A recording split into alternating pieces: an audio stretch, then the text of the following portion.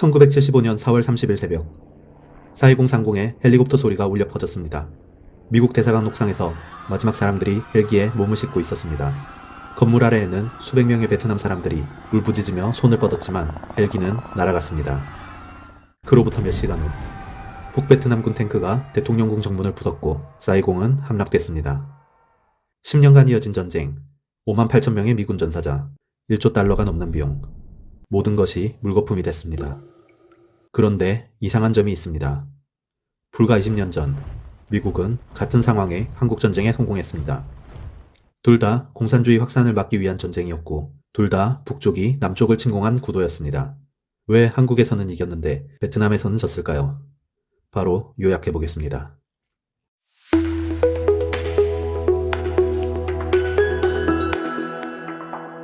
(1950년 6월 25일) 새벽 4시 북한군이 38선을 넘었습니다. 탱크가 쏟아져 내려왔고 서울은 사흘 만에 함락됐습니다. 백악관 집무실에서 해리 트루먼 대통령은 긴급회의를 소집했습니다. 참모들은 한반도 지도를 펼쳐놓고 상황을 설명했습니다. 트루먼의 결정은 빨랐습니다. 개입한다. 공산주의가 더 이상 확산되도록 둘 수 없다. 당시 미국이 믿고 있던 것은 도미노 이론이었습니다. 한 나라가 공산화되면 주변국들이 도미노처럼 무너진다는 이론이었죠. 실제로 1949년 중국이 공산화되면서 이 두려움은 현실이 됐습니다. 미군이 인천에 상륙했고 전세는 역전됐습니다. 중국군이 개입했을 때도 미군은 밀리지 않았습니다. 3년간의 치열한 전투 끝에 1953년 휴전선이 그어졌습니다. 남한은 살아남았습니다. 공산화를 막아낸 것입니다. 트루먼의 후임 아이젠하워 대통령은 이것을 미국 외교의 성공 사례로 여겼습니다. 우리는 해냈다. 도미노를 막아냈다. 1954년 베트남에서도 비슷한 일이 벌어졌습니다. 프랑스는 인도차이나를 100년 가까이 지배했지만 베트남인들의 독립운동은 끊이지 않았습니다. 2차 대전 후 호치민이 이끄는 독립군이 프랑스에 맞서 싸웠고 1954년 5월 디엠비엠프에서 결정적 전투가 벌어졌습니다. 프랑스군은 참패했습니다. 하지만 미국은 베트남 전체가 공산화되는 것을 막고 싶었고 제네바 회담에서 미국과 소련의 타협으로 베트남을 17도 선 기준으로 남북으로 나누기로 결정했습니다. 북쪽에는 호치민이 이끄는 공산정권이 들어섰고 남쪽에는 미국이 지원하는 정부가 세워졌습니다. 한국과 똑같은 구도였습니다. 1963년 1월 존 F 케네디가 백악관에 앉아 있었습니다. 그의 책상 위에는 베트남 보고서가 놓여 있었습니다. 북베트남이 남쪽으로 침투하고 있습니다. 게릴라가 증가하고 있습니다. 케네디는 도미노 이론을 굳게 믿는 사람이었습니다. 그는 참모들에게 말했습니다. 우리가 베트남을 잃으면 다음은 라오스, 그 다음은 태국이다. 한국에서 했던 것처럼 막아야 한다. 미국이 베트남에 자원이 있어서 간 게 아니었습니다. 한국처럼 베트남에도 석유나 광물 같은 전략 자원은 없었습니다. 순전히 냉전 논리였습니다. 소련과 중국을 견제하기 위한 선택이었습니다. 1963년 말 케네디는 군사 고문단을 대폭 증원했습니다. 우리는 할 수 있다. 한국에서 이겼듯이 베트남에서도 이길 것이다. 하지만 케네디는 그 결과를 보지 못했습니다. 1963년 11월 22일 댈러스에서 총성이 울렸고 케네디는 암살당했습니다. 미국 헌법에 따라 부통령이었던 린든 존슨이 즉시 대통령직을 승계했습니다. 베트남 전쟁은 이제 그의 손에 넘어갔습니다. 1964년 8월 린든 존슨은 백악관 집무실에서 베트남 보고서를 읽고 있었습니다. 그는 케네디의 유산을 이어받았지만 전쟁을 원하지 않았습니다. 존슨의 꿈은 다른 데 있었습니다. 그는 위대한 사회라는 비전을 가지고 있었습니다. 빈곤은 없애고 흑인에게 평등한 권리를 주고 의료보험을 만들고 교육을 개선하는 것. 그의 관심은 베트남이 아니라 미국 내부에 있었습니다. 하지만 동시에 그는 베트남을 잃은 대통령이 되고 싶지도 않았습니다. 공화당이 그를 공산주의자들에게 약한 대통령이라고 공격할 것이 뻔했습니다. 그래서 그는 애매한 길을 택했습니다. 한국처럼 완전히 이기려는 것도 아니고 철수하려는 것도 아닌 일정선에서 전선을 고정시키는 전쟁이었습니다. 적당히 압박을 가해도 북베트남이 협상 테이블로 나오게 만들면 된다는 계산이었죠. 이기지도 지지도 않는 전쟁을 하기로 한 겁니다. 1964년 8월 2일 동킹만에서 북베트남 어뢰정이 미 구축함을 공격했다는 보고가 들어왔습니다. 실제로 공격이 있었는지는 지금도 논란이지만 존슨에게는 완벽한 빌미였습니다. 그는 이것으로 의회를 설득했고 동킹만 결의안이 통과됐습니다. 대통령에게 전쟁 권한을 주는 백지수표였습니다. 1965년 3월 첫 번째 미 해병대가 다낭에 상륙했습니다. 그해 말 미국 병력은 18만 명으로 늘어났습니다. 존슨은 계속 병력을 보냈고 예산을 쏟아부었습니다. 하지만 동시에 치명적인 제약을 걸었습니다. 북베트남을 직접 침공하지 마라. 중국을 자극하지 마라. 그는 한국전쟁 때 중국군이 개입했던 악몽을 기억하고 있었습니다. 중국과 전면전, 어쩌면 소련까지 개입할 수 있는 3차 대전. 그는 그것만큼은 막고 싶었습니다. 그래서 폭격도 제한적으로만 허용했고 북베트남 하노이는 손대지 못하게 했습니다. 현장의 군 지휘관들은 좌절했습니다. 한 장군은 워싱턴에 보고서를 보내며 이렇게 썼습니다. 우리는 이기라는 명령도 철수하라는 명령도 받지 못하고 있습니다. 그저 버티라는 지시만 있을 뿐입니다. 버티라는 명령은 받았지만 정글은 미군에게 지옥이었습니다. 한국전쟁 때는 전선이 명확했습니다. 적은 북쪽에 있었고 아군은 남쪽에 있었습니다. 산악지형이었지만 어디가 전투지역인지는 알 수 있었습니다. 하지만 베트남은 완전히 달랐습니다. 짙은 정글 속에서 베트콩 게릴라는 어디에나 있었고 낮에는 농부였다가 밤에는 게릴라가 됐습니다. 마을 사람들이 적인지 아군인지 구분할 수 없었고 어느 길로 가야 할지도 알 수 없었습니다. 땅 밑에는 함정이 있었고 나무 위에는 저격수가 숨어 있었습니다. 적은 싸우다가 사라졌고 추격하면 매복에 걸렸습니다. 1968년 1월 구정 대공세가 시작됐습니다. 북베트남군과 베트콩이 남베트남 전역에서 동시다발적으로 공격을 가했고 사이공 미국 대사관까지 습격당했습니다. 미군은 결국 공세를 막아냈고 군사적으로 승리였지만 미국 내 여론은 무너졌습니다. 베트남 전쟁은 역사상 최초로 텔레비전으로 생중계된 전쟁이었습니다. 매일 밤 전투 장면이 미국인들의 거실로 흘러들어왔습니다. 시체 가방, 불타는 마을, 우는 아이들이 화면을 채웠습니다. 정부는 우리가 이기고 있다고 말했지만 화면에는 끝없는 전투만 보였고 미국인들은 혼란스러워했습니다. 대체 우리가 이기고 있다는 게 이런 모습인가? 대학가에서 시위가 터졌습니다. 1950년대 미국은 비교적 보수적이고 단합된 사회였습니다. 공산주의에 대한 두려움이 컸고 한국 전쟁을 지지하는 사람이 많았습니다. 하지만 1960년대는 완전히 달랐습니다. 민권운동이 확산되고 흑인들이 거리로 나섰고 젊은이들은 기성세대에 반발했습니다.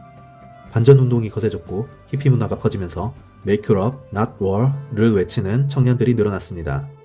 징병영장을 불태우는 청년들, 대학 캠퍼스를 점거하는 학생들, 사회 전체가 분열되기 시작했습니다.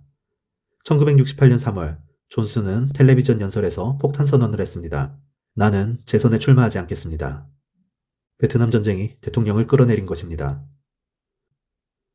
한편 하노이에서 호치민은 웃고 있었습니다. 그는 처음부터 미국의 약점을 알고 있었습니다. 미국에는 시간이 없고 미국 국민은 오래 버티지 못한다는 것을.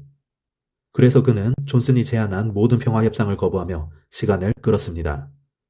병사들이 죽어도 마을이 불타도 그는 기다렸습니다. 미국 여론이 무너질 때까지. 그의 예상은 맞아떨어지고 있었습니다. 1969년 1월 리처드 닉슨이 대통령이 됐습니다. 그는 취임 연설에서 말했습니다.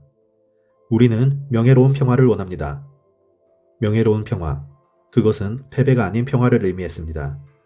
닉슨은 존슨과 달랐습니다.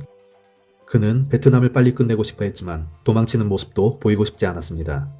그래서 그는 두 가지 전략을 동시에 추진했습니다. 첫째는 베트남화로 전투를 남베트남군에게 넘기면서 미군은 점차 철수하는 것이었습니다. 남베트남군은 100만 명이 넘었고 10년간 미군의 훈련과 장비를 받았습니다.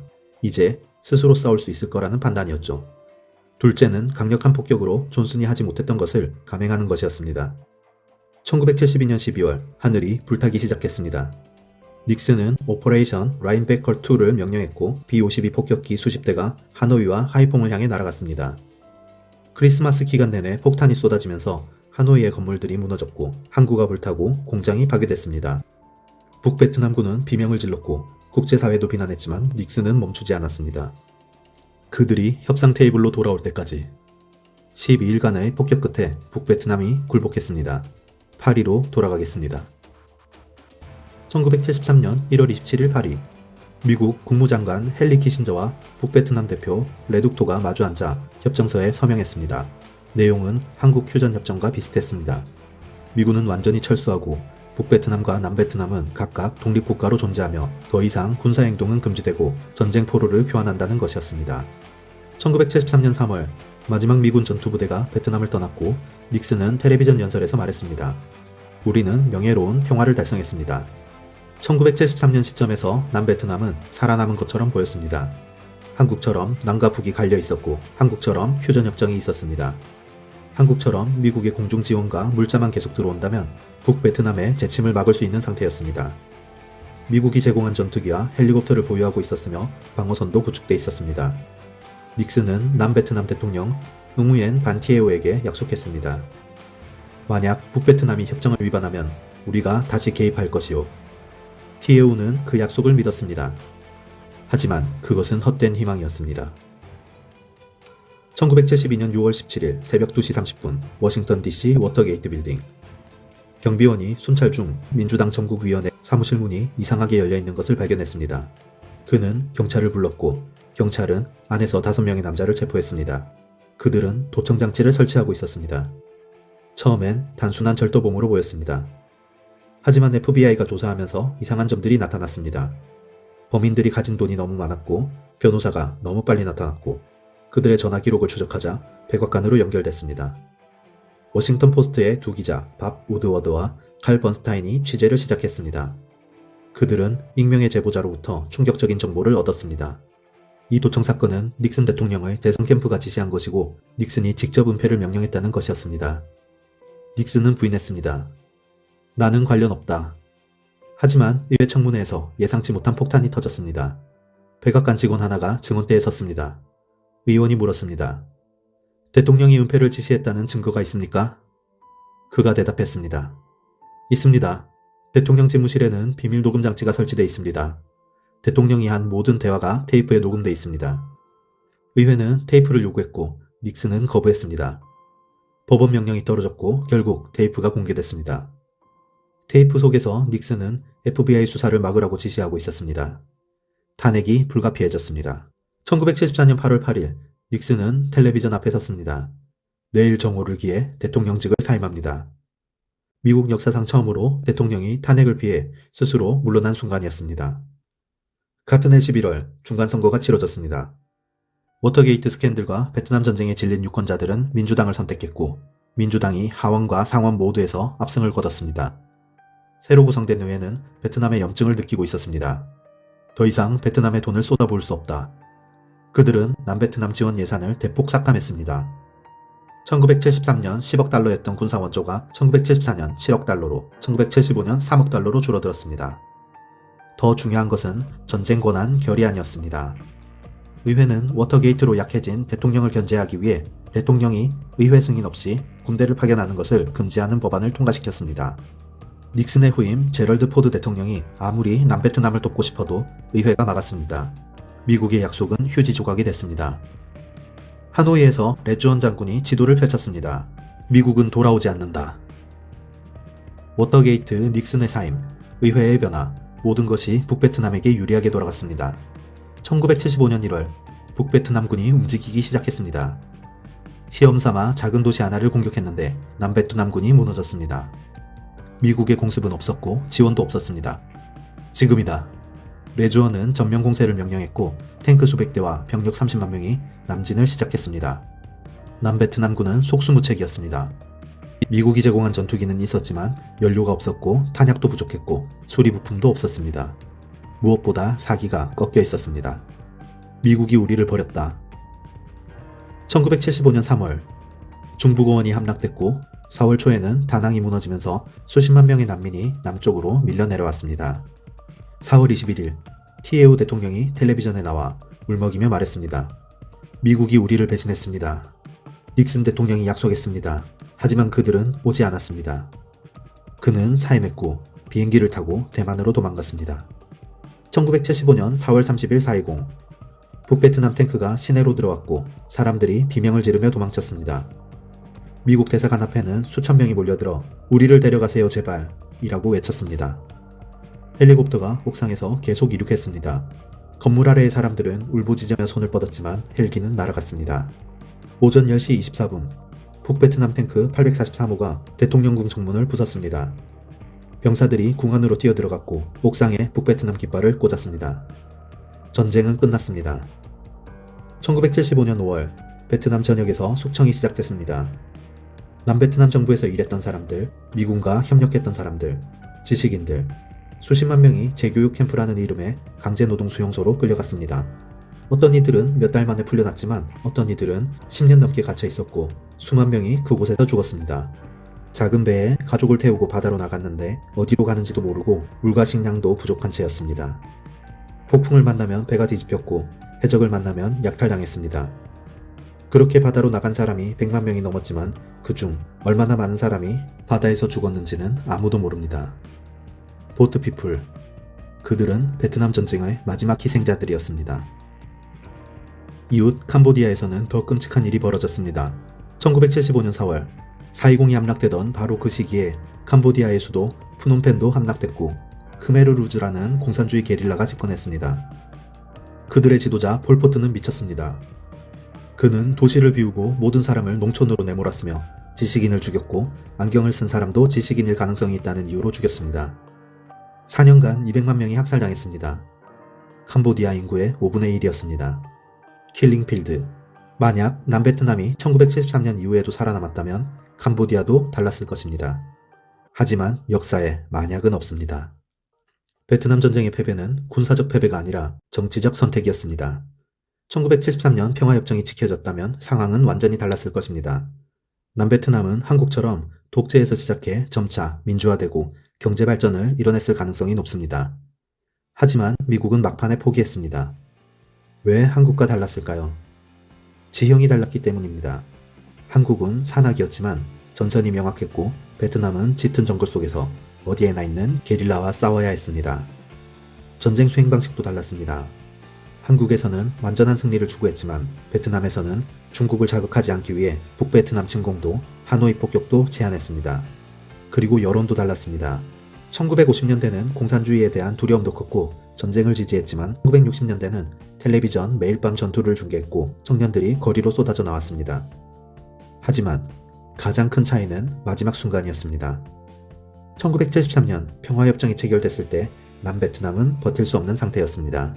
하지만 워터게이트 스캔들이 터지면서 닉슨은 사임했고 의회가 지원을 끊었고 약속은 지켜지지 않았습니다.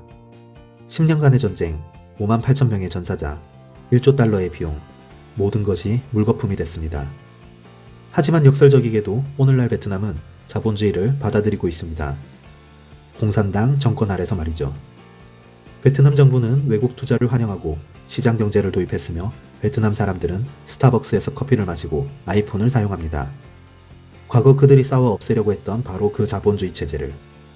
역사는 때로 아이러니합니다. 여러분은 어떻게 생각하시나요? 만약 미국이 1973년 이후에도 남베트남을 지원했다면 역사는 어떻게 바뀌었을까요? 댓글로 의견을 남겨주세요.